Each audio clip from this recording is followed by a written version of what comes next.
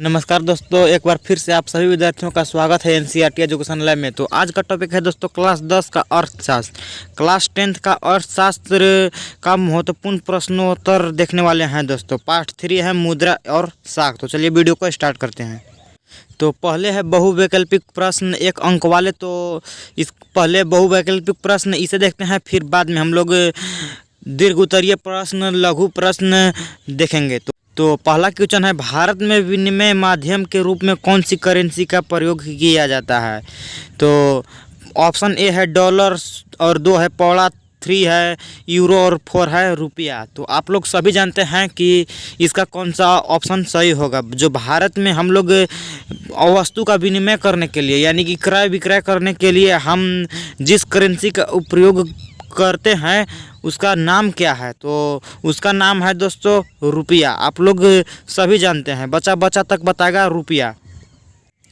अब है दूसरा क्वेश्चन। दूसरा है, मुद्रा को विनिमय का माध्यम कहा जाता है क्योंकि? तो कह रहा है कि मुद्रा को विनिमय का माध्यम क्यों कहा जाता है। विनिमय का मतलब आप लोग समझते होंगे, लेना देना को विनिमय कहते हैं। तो इसका माध्यम क्यों कहा जाता है? तो ऑप्शन दिया है, इसे किसी भी वस्तु का सेवा के लिए सरलता से बदला जा सकता है।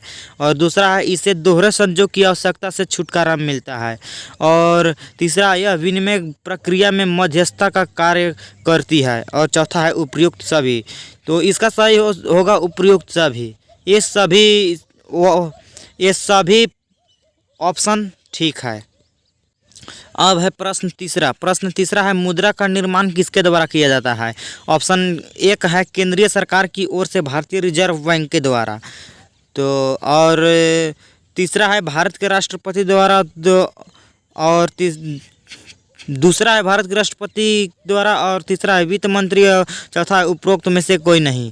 तो इसका सही ऑप्शन होगा पहला ऑप्शन ही होगा, केंद्रीय सरकार की भारतीय रिजर्व बैंक द्वारा ही मुद्रा का निर्माण भारत में किया जाता है दोस्तों। मुद्रा का निर्गमन भारत में भारतीय रिजर्व बैंक द्वारा ही किया जाता है दोस्तों। आप लोग याद रखिएगा। आप लोग नोट पर देखे होंगे, उस पर लिखा रहता है भारतीय रिजर्व बैंक, यानी कि India reserve bank of India, उस पर लिखा रहता है। तो वही है भारतीय रिजर्व बैंक। अब चलिए नेक्स्ट क्वेश्चन देखते हैं। तो चौथा क्वेश्चन है, निम्नलिखित में से साख के औपचारिक साधनों में नहीं होते। साख के औपचारिक साधन में कौन नहीं होते हैं? तो ए है बैंक, और दूसरा है सहकारी समितियां, और तीसरा है कर्मचारी, और चौथा है उपरोक्त में कोई नहीं। तो इसका सही आंसर होगा कर्मचारी औपचारिक साधन में नहीं है दोस्तों, ये अनौपचारिक साधन में है। क्योंकि कर्मचारी आपको कोई भी देगा मुद्रा, तो वो उसका कोई गारंटी नहीं रहता है।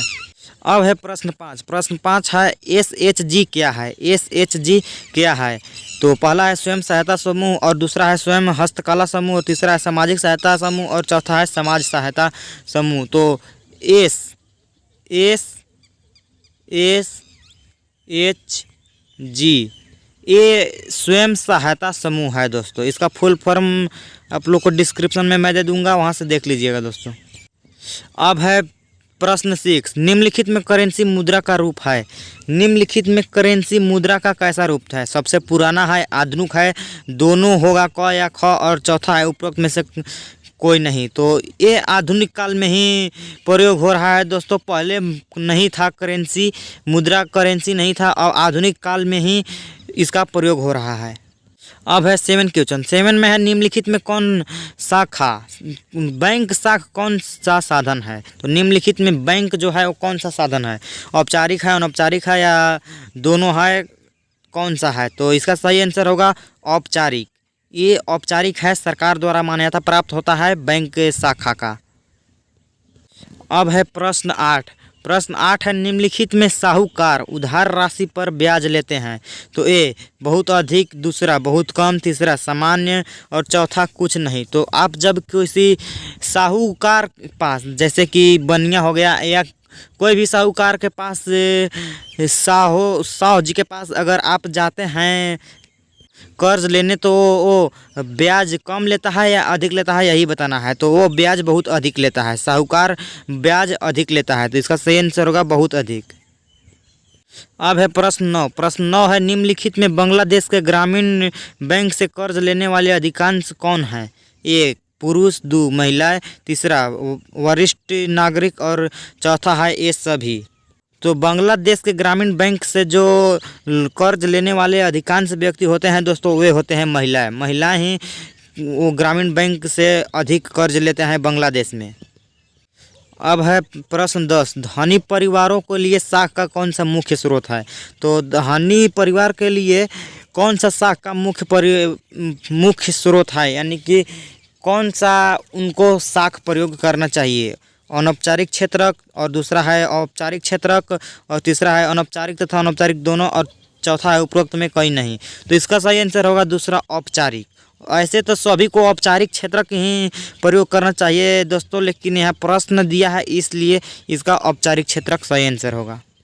तो इस वीडियो में बस इतना ही। यदि यह वीडियो आप लोग को पसंद आया हो तो वीडियो को लाइक कर दीजिए और चैनल को सब्सक्राइब कर दीजिए।